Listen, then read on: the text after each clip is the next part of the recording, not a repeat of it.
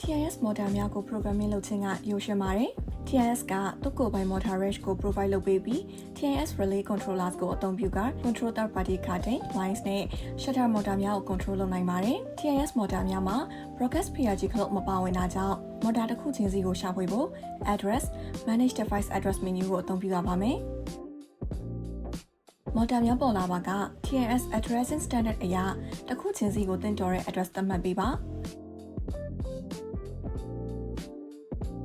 မော်တာတစ်ခုချင်းစီကို address ပေးပြီးနောက် list ထဲကနေရွေးချယ်ပြီးဖွင့်ပြီးစမ်းသပ်ကြည့်ပါ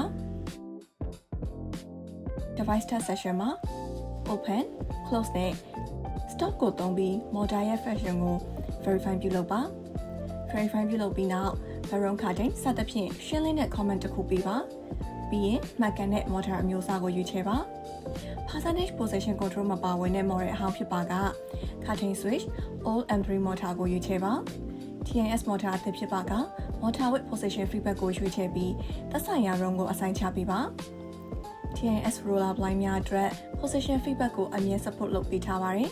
ဒါပေမဲ့ motor ရဲ့ limitation များကို manual အတိုင်းသူ့ remote ကိုအသုံးပြုပြီးဦးစွာ program ပြုလုပ်ရပါမယ်ဒီ process အတွင်း motor level ဆက်ပြူတာကိုတွေ့ရမှာဖြစ်ပါတယ်ဒီအဆင့်ကိုကြော်လိုက်မိပါက software ကနေ control လုပ်ဖို့ကြိုးစားတိုင်းအသက်မြင့်ခြင်းကိုသာကြားနေရမှာပါ remote setup ပြီးဆုံးသွားရင် software ထဲကိုပြန်သွားပြီး motor ကိုစမ်းသပ် comment ထည့်ပြီးရင်သက်ဆိုင်ရာ room နဲ့အဆိုင်ချပေးပါ third party carding, lines ဒါမှမဟုတ် shutter motor နဲ့အလုပ်လုပ်တဲ့အခါ motor တစ်ခုချင်းစီအတွက် relay channel နှစ်ခုလိုအပ်ပါတယ်ဒီ channel နှစ်ခုဟာတစ်ဆက်တည်းဖြစ်ရပါမယ်ဥပမာ channel 1နဲ့2ဒါမှမဟုတ် channel 3နဲ့4လို့ဖြစ်ရပါမယ်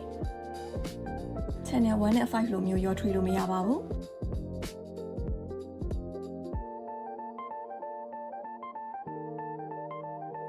ဥပမာ 12 channel relay တစ်ခုကို motor နှစ်ခုနဲ့ချိတ်ဆက်ထားပါကပထမ motor အတွက် channel 9နဲ့10ကိုသုံးပြီးဒုတိယ motor အတွက် channel 11နဲ့12ကိုအသုံးပြုနိုင်ပါတယ် close wire ကိုပထမ channel, open wire ကိုဒုတိယ channel နဲ့အမြဲတမ်းချိတ်ဆက်ပါ programming လုပ်ဖို့အတွက် relay ကိုဖွင့်ပါ channel များအတွက်ရိုးရှင်းတဲ့ comment တစ်ခုရေးသားပေးပါ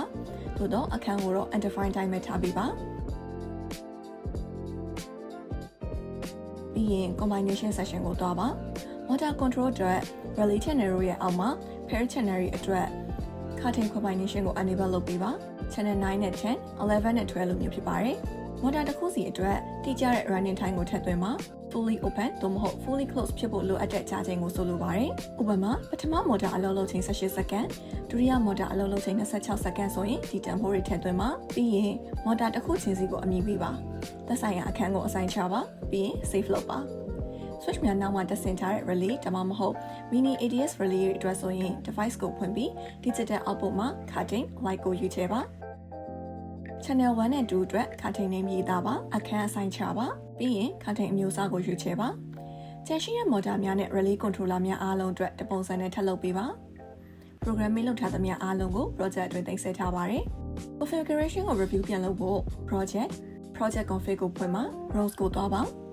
မော်တာများအားလုံးသက်ဆိုင်ရာ room များအောက်မှာပေါ်နေကြောင်းစစ်ဆေးလိုက်ရုံပါပဲ